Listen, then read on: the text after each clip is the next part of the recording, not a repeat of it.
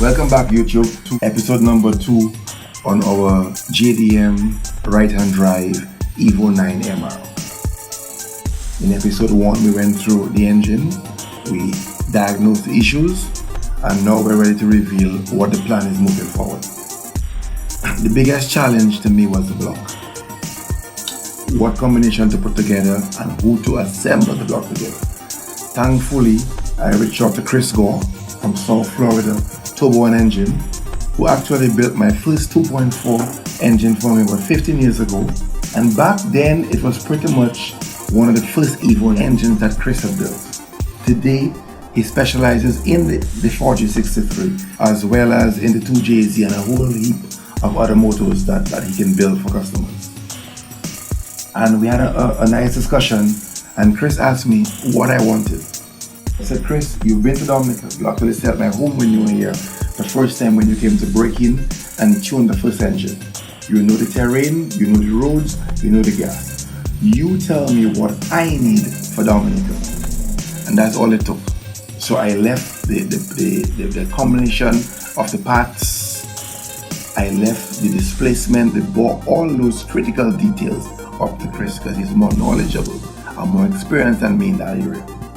And he put something together for me, and he says, Wayne, these are the best cheap parts which will be more than sufficient for what you want.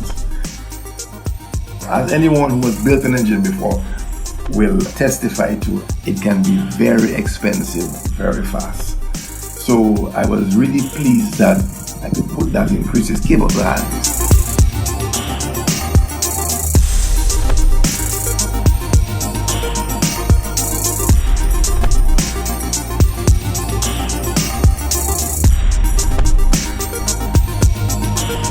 So basically, this is my little makeshift potting table. I've hung my Dremel so it doesn't overheat. I put a little piece of tape to protect the inside of the casting, and then I'm just taking my time and just moving up my pots back and forth. That's pretty much, and I have my phone for extra light so I can see exactly where the rough casting are. Here goes.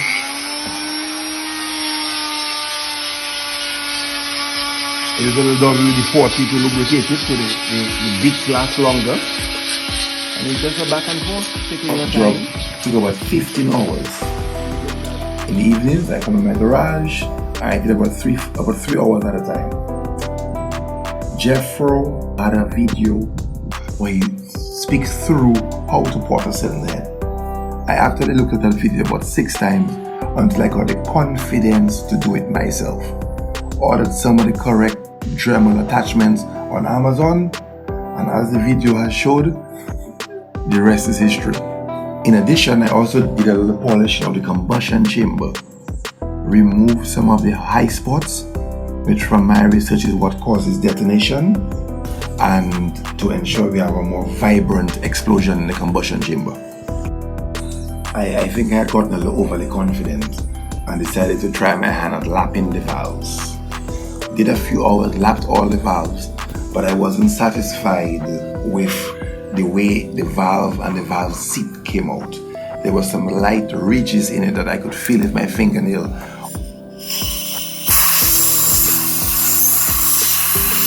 Although when I put water and did the air compressor test, it didn't leak, I still wasn't satisfied. So I reached out to my boy Father Mahabe in South Florida, and he convinced me to send the head up to him. He took it to his machinist a little bit north of Moroso, I think about a 3-hour commute one way, and ensured that the valves were cut properly, the valves were inserted, and the valve springs as well. And it took Father a couple of days, and I really want to extend my sincere appreciation, because when I called him one morning, he got up at like 4 a.m. I think, and drove all the way, I think Stewart, Florida if I'm not mistaken, to retrieve the head and ship it back to me. So I'm confident that in addition to the block, the head is also done properly. Okay, so basically I'm going to remove the housing, the cover on the back of the oil pump so I can use a red Loctite and torque the stubby shaft. So that is where we are now. So I just clean out the housing. I can pack it with grease for that initial prime. Let me blow some air in here.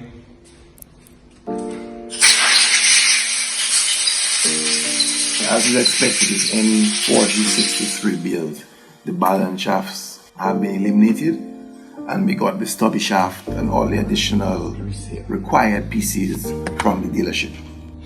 I want to pack this side, so there's no wear on the initial startup.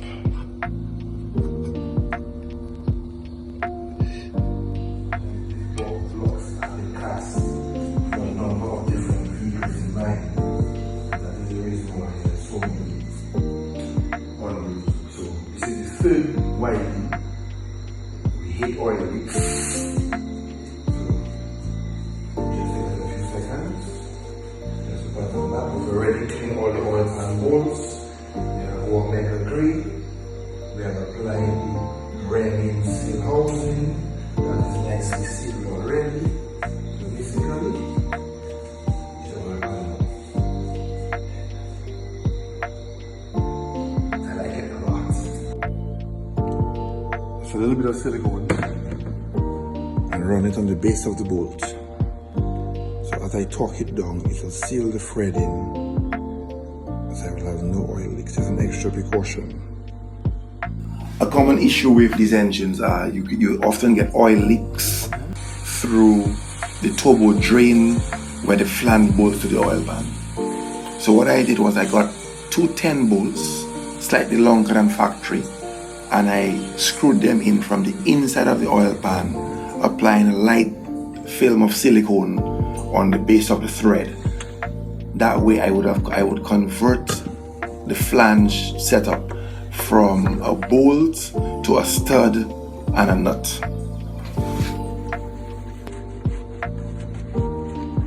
Now I'm going to wash out the oil pan, blow it out and install it.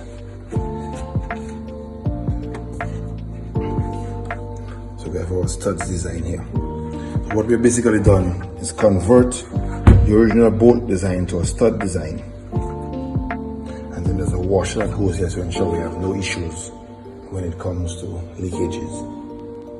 Additionally, there's a skid plate on the bottom of the oil pan that's riveted to the oil pan, and a common issue too after years of usage is oil tends to leak around the rivets.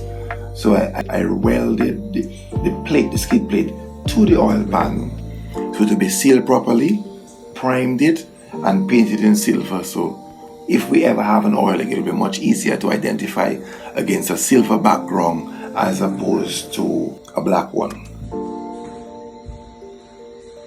As you can see, we also went with the Tomy oil baffling and the Keekley HLA with the intention of keeping more oil in the pan, so we can lubricate the bottom end.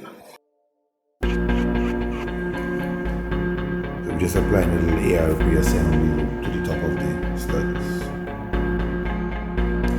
I want to reach out to my boy Bulky and just thank him for making himself available when the time came to mate the head to the block and install the camshafts.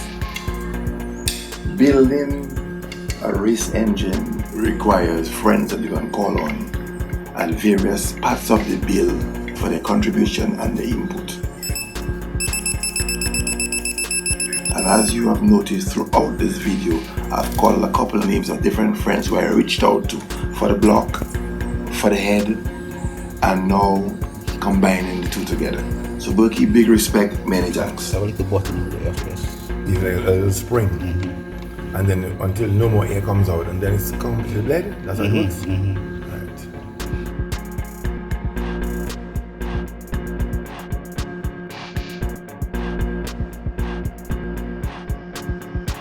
I got the special fitting where you can vent the engine from the block itself, and that is a -6 push AN fitting.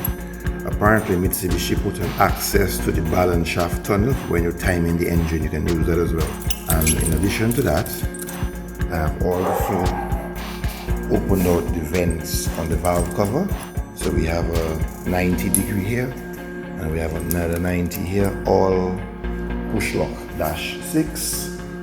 And then I also did some adjustments to my oil catch can in here. So we have 3 breather ports, valve cover, PCV, and balance shaft breather on the block. We have a drain, so we have to empty it, and we tapped in the head for 1-inch barb fitting and K&N filter. So it will all vent and breathe properly. And the motor is ready to go in. I have an engine oil outside, and I'm putting in the motor just like this. I will catch timing belt mount, then I'll connect the gearbox, transfer case, intake manifold, exhaust manifold. That's just a quick update on the 4063 2.3 liter 9.5 to 1 compression, doctor.